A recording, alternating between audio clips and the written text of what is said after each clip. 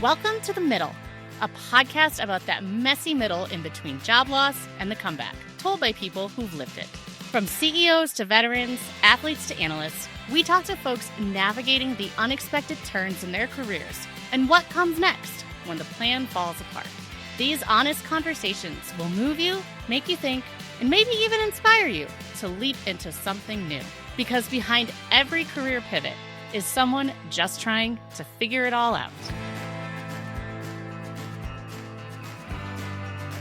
I can see from your background, I know folks won't be able to see it on the audio recording, but you are a musician, you're a creative professional, you've been an adjunct professor. So I think my very first question for you is, and you're a triathlete too, and we'll get into that. Yep. When do you sleep, Craig? That's a good question. Sleep is actually something that is very important to me. My friends tend to make fun of me about it. I am an early to bed, early to rise kind of person, so I try to be totally sound asleep by like 9:45, definitely before 10 o'clock, and then usually up, 5:30, 6. But I very much try to get, 7.5, 8 hours every night. So no night owl for you. No, I used to be probably about 10 years ago, 2014, 15, 16, around there. When my kids were really little, I would stay up way too late. Older I got, wiser I got, realized that my body's going to get up at 5:30 or 6 regardless what time I go to bed. So, anything after 10 o'clock is a loss. I think once you have kids, your body just does that. Even as your kids get older and start to sleep in, I now have an almost 12-year-old, and he is starting to get to that point where he, 9:30, 10 o'clock is starting to come out of his room. Yeah. But my body is still, no, 6 a.m., you're up. It doesn't matter. It doesn't matter. I have a theory that hopefully someday I can speak to someone who's, more versed in this, but my oldest son was born at 30 weeks. So I was in the hospital with him for 2 months. And when I brought him home, he was on a heart monitor. So it's exactly what it sounds like. If his heart stopped beating or he stopped breathing, the alarm would go off in the middle of the night. And thank God it only happened 2 or 3 times. I'm wondering if that like hypervigilance of listening for that in the middle of the night just is like now your body's like, look, this is just what we do now. We don't get deep sleep anymore. I'm sure there's a doctor out there that's like, no, that's complete nonsense. That it's completely in your head, but I do wonder about it. We will wait to be fact check on that one. If it's complete nonsense, it is at least a common phenomenon between many parents. Yeah, so I do wonder about it. So the older they get, I find that I can sleep through the night better, but 5:30, forget it. My body's like, come on, we got stuff to do. Get up, You talked about your son a little bit, and we've shared one. I've heard you say that fatherhood has been your favorite project, but you were also a single dad for a while, and I know we chatted a lot about that. How has being a single dad, I'm a single mom, how has that shaped your approach to your career and to how you look at jobs and how you qualify jobs? I became a single dad when my kids were 4 and 1. I had to find a place to live. I had to get kids registered for school. I had to figure out what job was going to enable me to be home. And, I was by myself. So I didn't have, it wasn't a lot of money for daycare or childcare. And I didn't want to do that. I I wanted to be with them. So it became the job opportunities become very narrow. And I knew, even then that I was playing the long game, that I truly believed that by being present and being home was going to pay off, with dividends in the future. That made it, it still does today, very, very difficult to meet any short-term goals or to have any sort of, real stability or predictability. But I just have to hope that I really just have to hope and pray that I'm making the right decision, by putting that first. But it's definitely been very limiting. Now, luckily, I was able to find work from home before COVID. So I started working from home in 2015 and just kind of carried that remote thing. So by the time COVID hit, I had already been home for 5 years with 2 little kids. So it didn't feel different. I'd already been doing it. So that was kind of a lot of luck, you know? But yeah, the job opportunities get very narrow. It really does drive, okay, what am I going to do? What are the jobs that I'm going to do? And it filters, at least for me, it always filtered. Is this a job that I can go do? Even if I'm not 100% good at it, can I learn it? Yeah. Because it will give me flexibility or it will give me something in another area. So, okay. And usually those areas are almost always family and children related. And then I'll go learn this. I'll go figure out how to do this over here because it means I can continue to support them. I totally get that. And I think the key thing, that you just said was that, you'll figure it out, right? I mean, not only will you figure out the specific task or the specific job, but the whole thing, the whole lifestyle, the whole plan. It's also hard to do a lot of that when you're laid off and when you don't have a job. Yeah, I knew we were going to get to that eventually. So I do want to touch on it. So you were laid off 7 months ago, I believe. About 2 weeks before Christmas. Oh, good Lord. Yeah. Can you share what that was like? Were you expecting it? Was it a surprise? No. It was, I mean, what's that line from Christmas Vacation where he says, if I woke up tomorrow morning with my head stable to the carpet, I wouldn't be more surprised than I am right now, Like, I was completely blown away. I mean, so out of left field. It was crazy. I had done great work for almost 2 years and had received tons of great positive feedback and everything was going great. And then it was just, a 30-second conversation and it was over just like that. Was it one of those where your access was shut off right away? Did you have time to do anything? They were lovely. They were very good about ramping everything down and helping me, for a couple weeks after that. That's all very appreciated. But, not having a job for the first time in 20 years. I mean, it's longer than that. I mean, I was washing dishes in a catering hall when I was 15, cash under the table. So it's like, that's 30 years of work.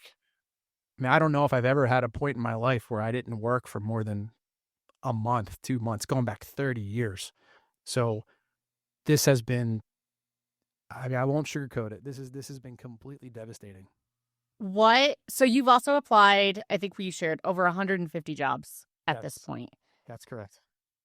What has that job hunt looked like? What's working and what isn't? Yeah. What's working is nothing. I'd say, what, that's not true. So yeah, it's the applications are over 150 at this point. And for all the LinkedIn audience, to answer your question, yes, I did vet those. Yes, I did apply to jobs that I was qualified for.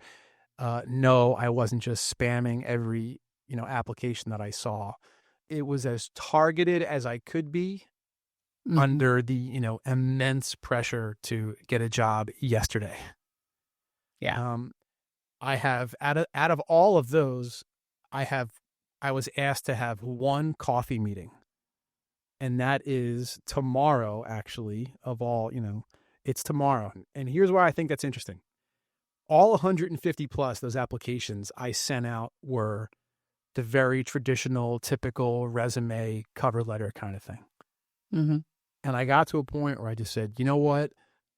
I don't know what sort of ATS software I am unable to break through, or what stupid buzzword is not in there, or what nonsense these things are looking for. And I made a quote unquote resume that was, I don't want to say a joke, but I tried to just be like, hey, look, this is who I am. This is what I've done. Inject some personality into it. And I threw it up on LinkedIn. And somebody responded in like an hour and was like, we need to meet, we need to have coffee. So it was a interesting lesson in authenticity. Yeah. Now, whether that will pan out into anything remains to be seen. My fingers are so tightly crossed that it does. But it was the only time I actually got a response. What has the emotional roller coaster been like? Well, it hasn't been much of a roller coaster because roller coasters also go up. So this is more of, falling off a cliff and trying to pick up your, mangled body off the ground. You know what I mean? Mm-hmm.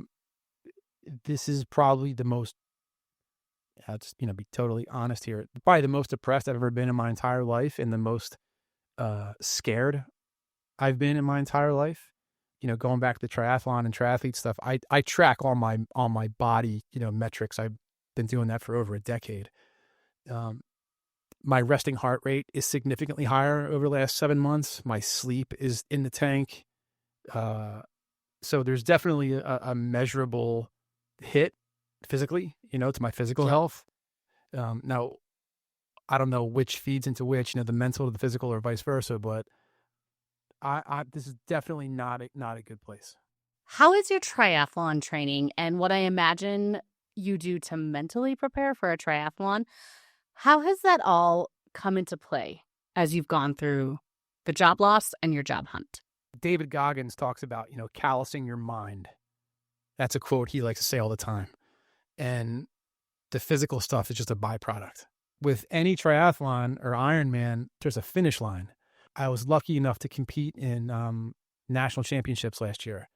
And there was a spot during the run where I was like, oh man, I'm going to be sick. And that's never happened to me in a race before. And I couldn't even eat a single little pretzel, the little, they had an aid station and I couldn't do that. My nutrition was off. I couldn't take any more carbohydrates. It wasn't good. But in the back of my head, I said, okay, an hour from now, whatever happens to me, I'm going to be done and I'm going to be at a finish line, whatever happens. The problem now is I can't see a finish line. I don't know if that finish line is ever gonna come.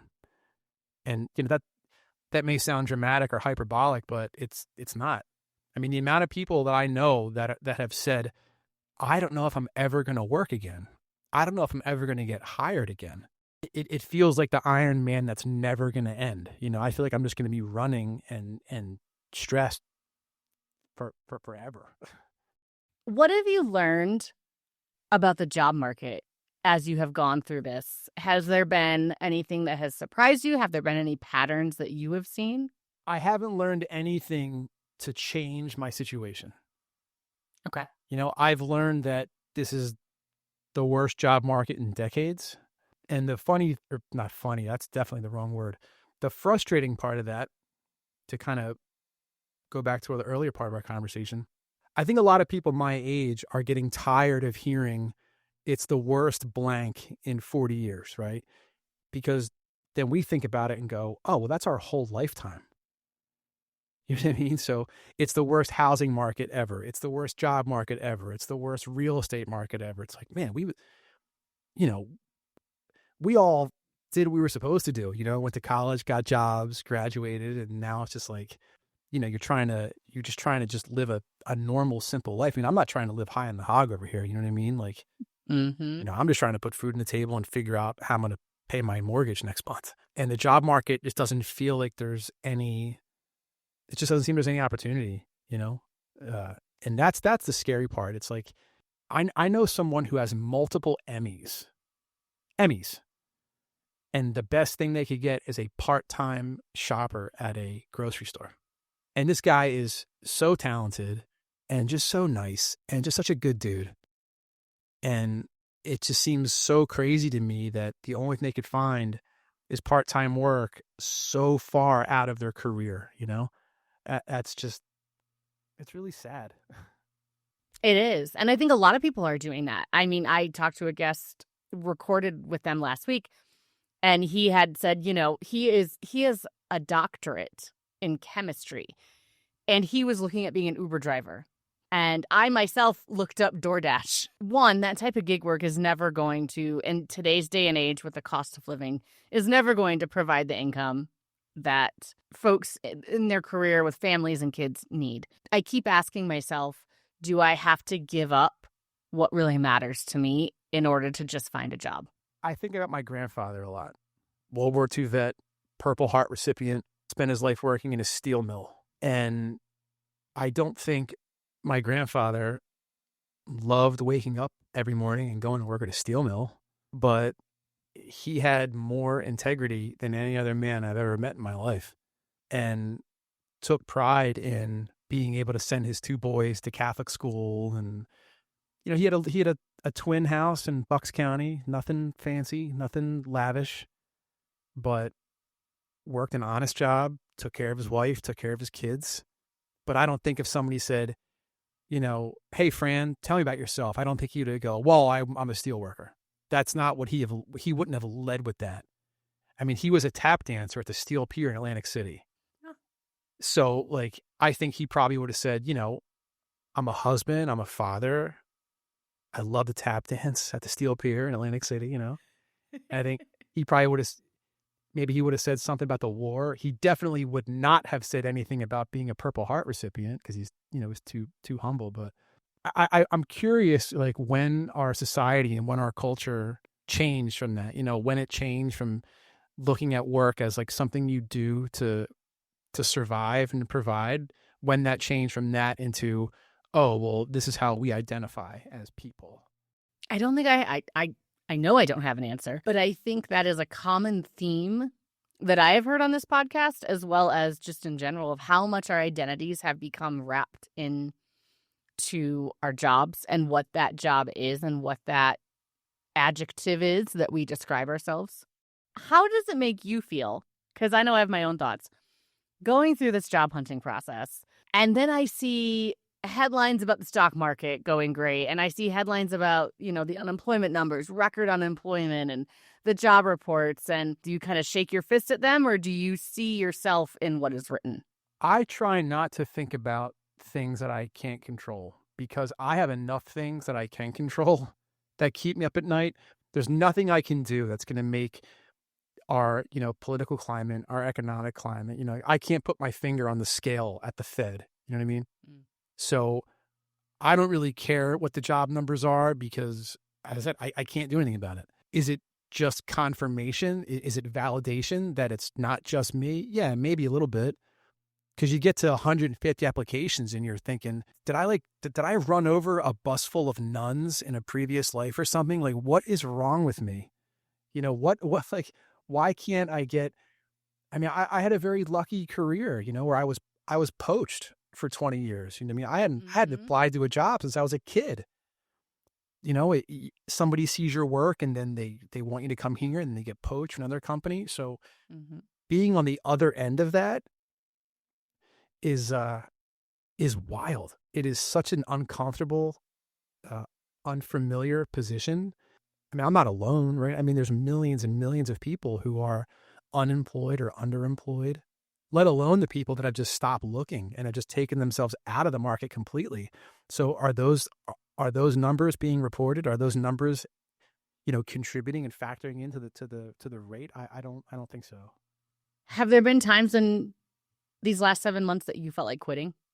Every day. Doing that, exiting, like you just said, just giving up and exiting the job hunt? Every single day. And what keeps you going? I don't have a choice. There's no choice, right? So I remember family members when I first became a single dad, and I told you my kids are 1 and 4, family members going, I don't know how you're doing this. And it's like, well, if you remove choice and you remove options from any situation, it becomes pretty easy to know which way to go. Let me rephrase that. It becomes simple to know where to go. It's not easy, but you know, you don't get, you know, option paralysis. That's for damn sure. You know, my oldest is going to be in college in 3 years, which is a wild thing to even think about. I have no idea how I'm going to pay for that. I have no idea how I'm going to pay for our own life now. So there's no option to giving up. There's not.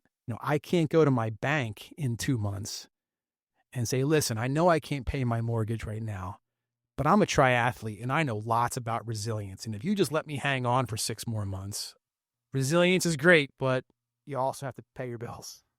In a previous life, I was a military spouse, and my husband at the time deployed a lot, was gone for trainings a lot. And I had the same comment from people that I don't know how you do it. I don't know how you juggle being a mom, being a worker and an employee. I used to volunteer for the family groups that a lot of military units have. And I did that not to toot my own horn. A lot of spouses do all those activities and more. And I always used to say, I didn't have a choice. You just do what you need to do to get through that situation. And maybe you do things a little differently. I joke that I gave my kids ice cream for dinner far more times when their dad was deployed than they get it now. But it is that sentiment of when you don't have the analysis paralysis, the path becomes very clear. And I do think that that the triathlon experience, that the endurance experience helps, because even if, I can think of certain races that I just, into the run thinking I'm never going to get out of this. This is the worst. I've never felt this physically bad in my entire life. But the only direction that you can go is straight. You can't go left to right. You can't turn around and run back to the beginning. Like feeling better, the release, the relief, it's at the finish line. It's forward. Success is forward. Your rest is forward. And it becomes very simple, but yeah, there's times I've walked portions of a run, because that's the only way you can move forward. And I think, the analogy to now would be, walking during the run of a race. Some days now in the job hunt, that feels like letting myself sleep in a little bit, taking a couple hours off of LinkedIn, letting myself just go for a swim in the middle of the day, putting some music on, making something good for lunch, and not being so, and not just redlining, not just being pinned all day, You have worked in the creative world your whole career. So I want to ask you really quick about AI and its impact on the creative world. What's your take on AI? How do you think artists should be using it? My first real job was working on visual effects for feature films. So some of them were even somewhat decent movies. But they were, there were some fairly large films, like, theatrical films.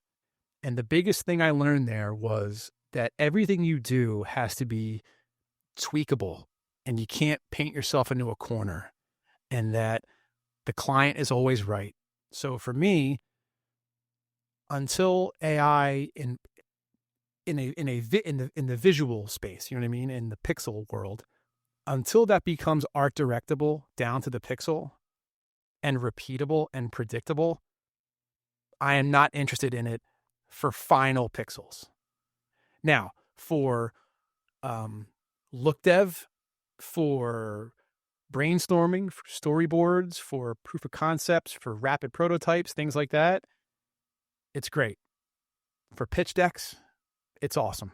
In terms of AI, just as like how it fits into the creative world, I would really hope that we don't throw away thinking and introspection for a quick algorithm prompt. Because to me, whether it's visual stuff or music especially, that the joy I get from discovery and happy accidents and the joy I get from the work is why I do it.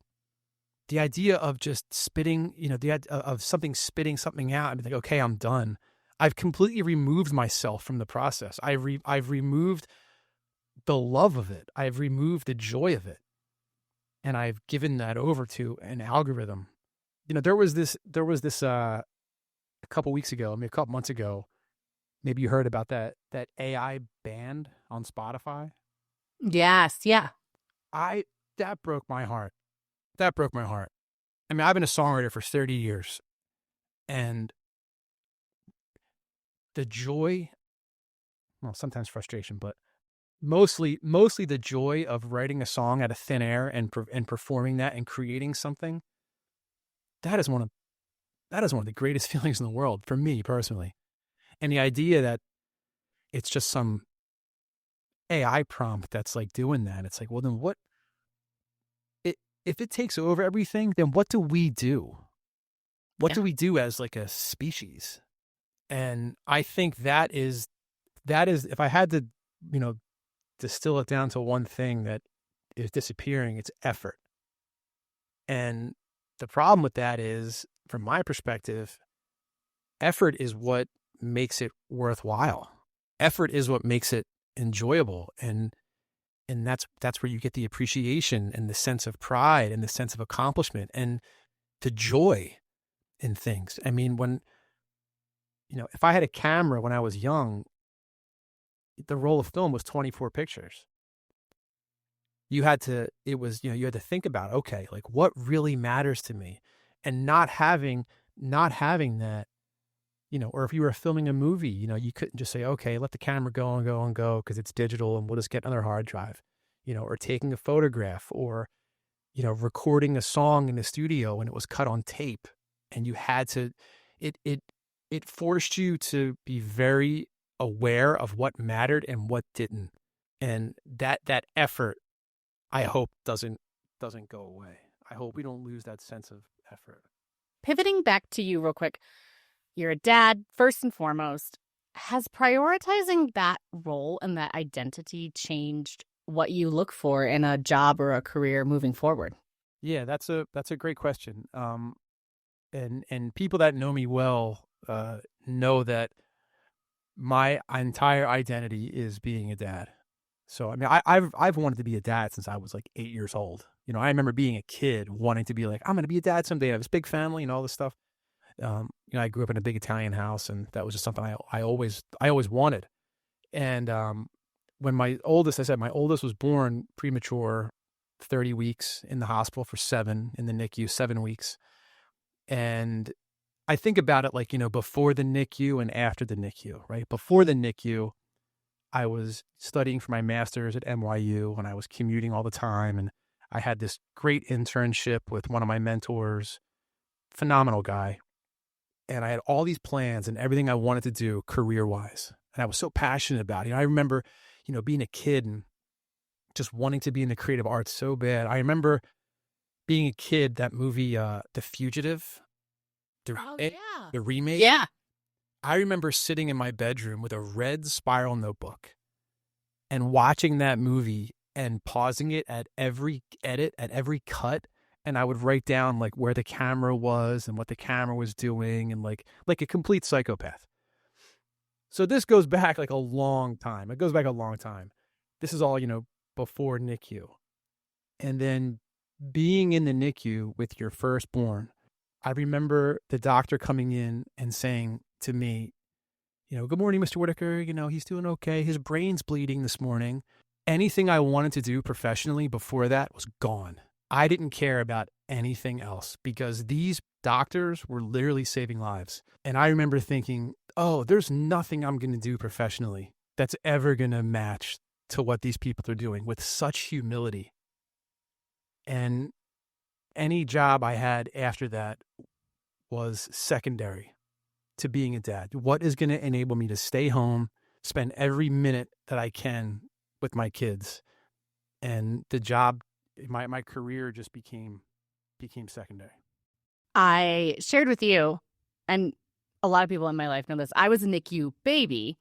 So I was born at 27 weeks. I remember my mom shared later, much, much later, that she was discharged from the hospital within a few days of me being born.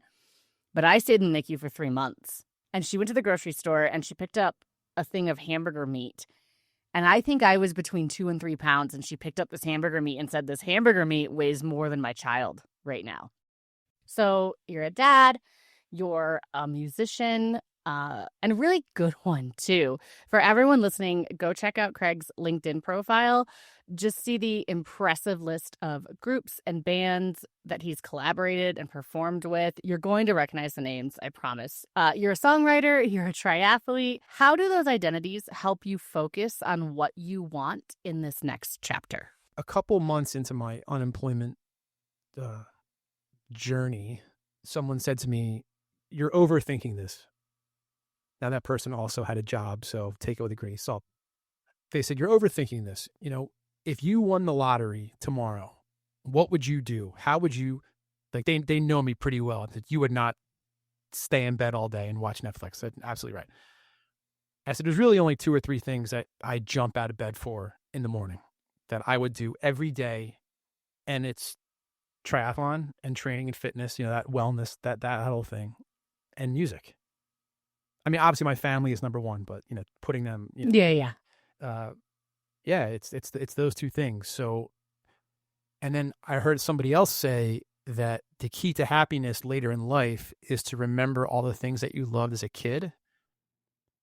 And at 46, I can honestly say that the 2 things that get me out of bed and that make me the most happy and the most excited are things I've been doing since I was a kid. I haven't really changed that much. I've been a songwriter and musician since I was 15. I've been a swimmer and an athlete my entire life. I'm too late to be a pediatric surgeon or to be a NICU doctor. So I'm at least going to do the things that come the most natural to me and that bring me the most joy and excitement. And at least in triathlon, I had a team that I started and I coached for 3 years, and it was to help people new to the sport become triathletes. Oh, wow. Like watching those athletes cross that finish line when they couldn't even swim a single lap 6 months prior, watching them accomplish something that they thought was impossible is it doesn't get more fulfilling than that. How do you want to take that into your next job?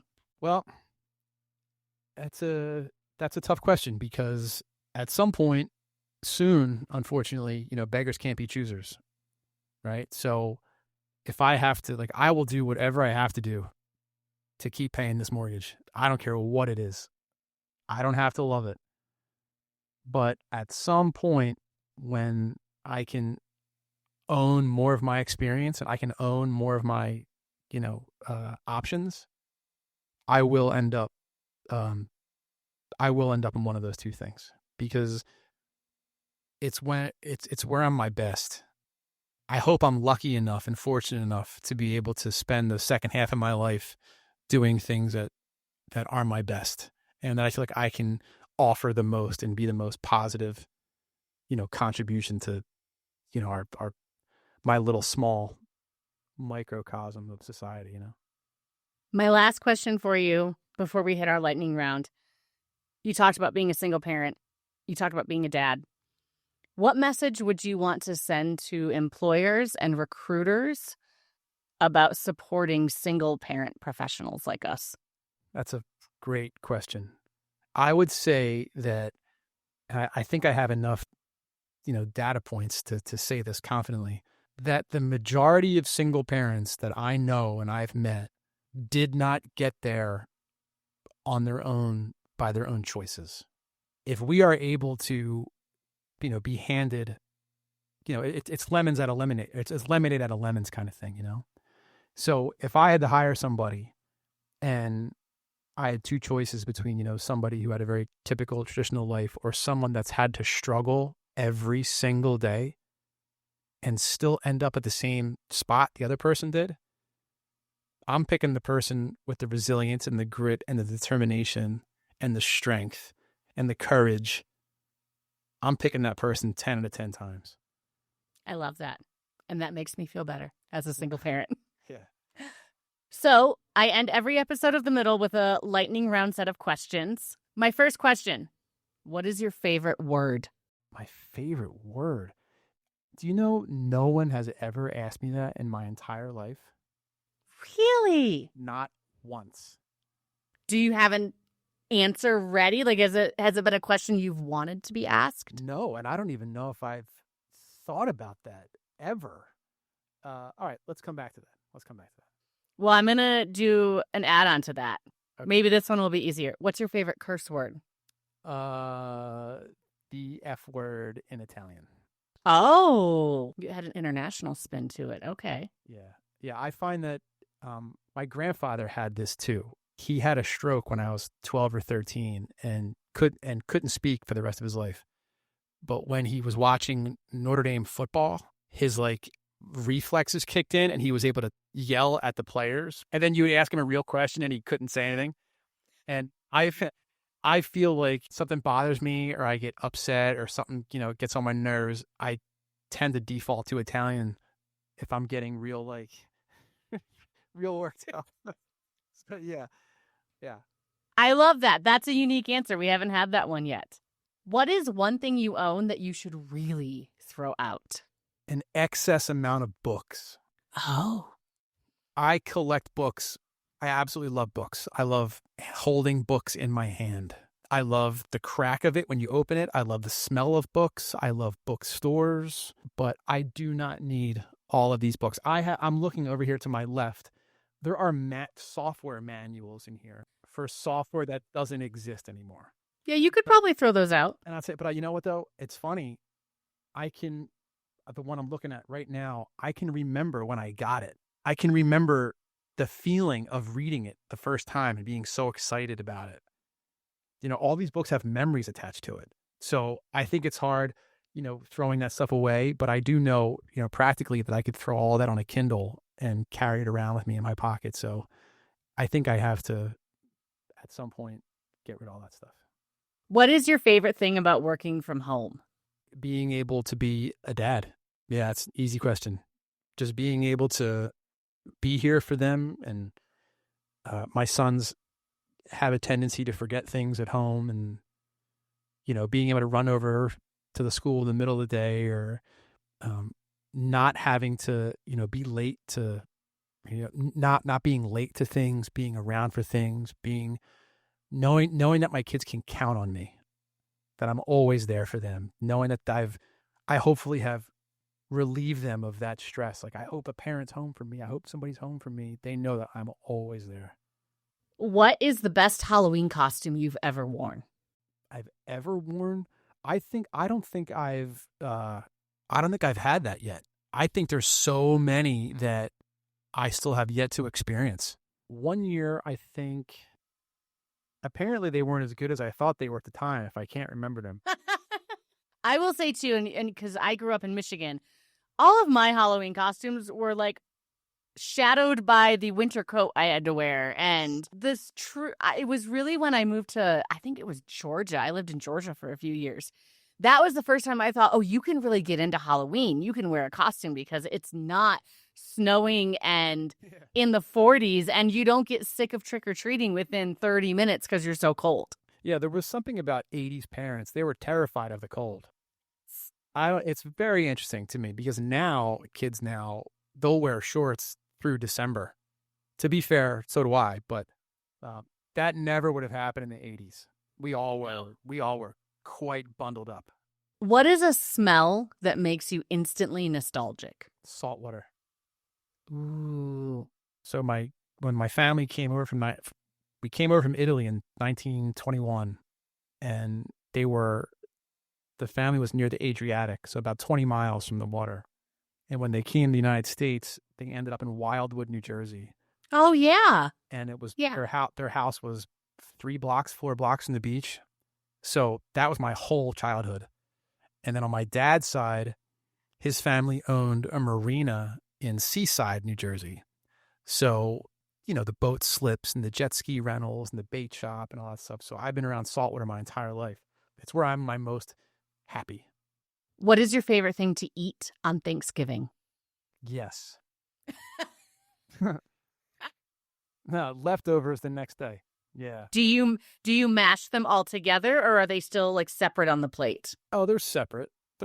I mean, I don't put that much effort into separating it or combining it, but yeah, I can eat.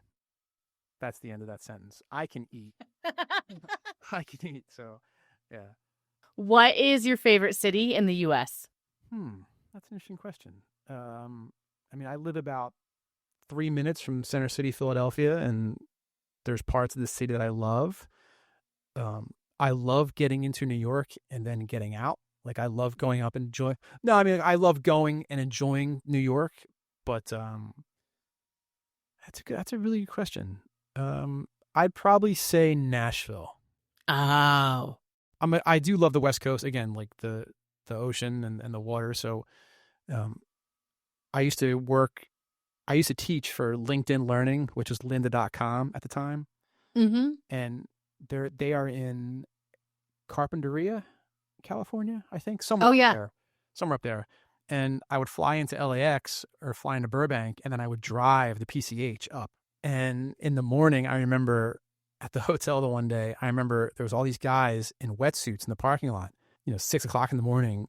And I was like, and it took me a second to realize that they were all going surfing like before work. And then one day during that same week, I guess I was running a little late, and they were all by their cars drinking coffee, like reading newspapers. And I was like, oh, this is where I'm supposed to be. This is it. So yeah, I'd say like, Ventura, that area up there in California, North Central, I guess. I don't know if they're Central, I guess that is. Santa Barbara up near there, or Nashville. One of those two. What is one conspiracy theory that you think is true? Oh, geez.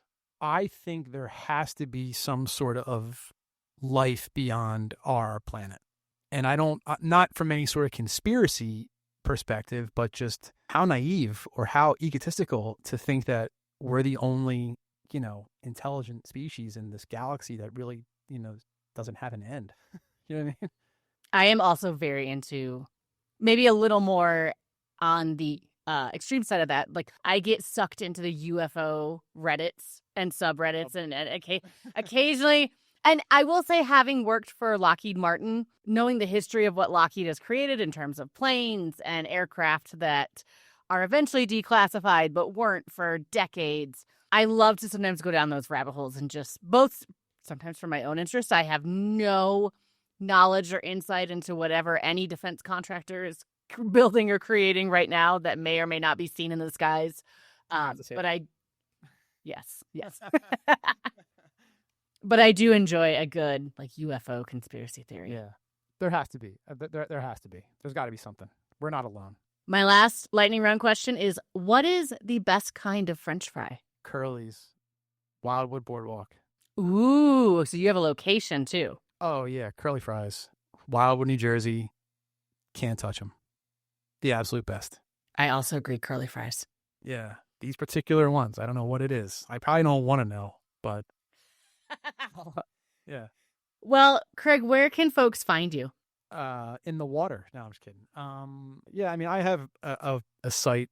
It's just CraigWhitakerCreative.com. I don't maintain it as much as I should, but yeah, CraigWhitakerCreative.com. I have an Instagram that I neglect, which is also Craig Whitaker Creative, and yeah, those two places. Or if you're ever in New Jersey, South Jersey, near Philadelphia, just hit me up. Well, I will make sure to do that the next time I am in South Jersey. Please do. I really appreciate you coming on. I appreciate you taking the time this morning. I am rooting for you so incredibly hard in this process and finding that role, that next role that not only meets the obligations that you need to meet, but that really gives you what you're looking for. So I appreciate you coming on. I'm so glad we got to chat today. Thank you so much for your time. Thanks for listening to The Middle. If today's story resonated with you, drop a subscribe, share the episode, and let's keep these conversations going. Until next time, remember, your story isn't over. You're just in the middle.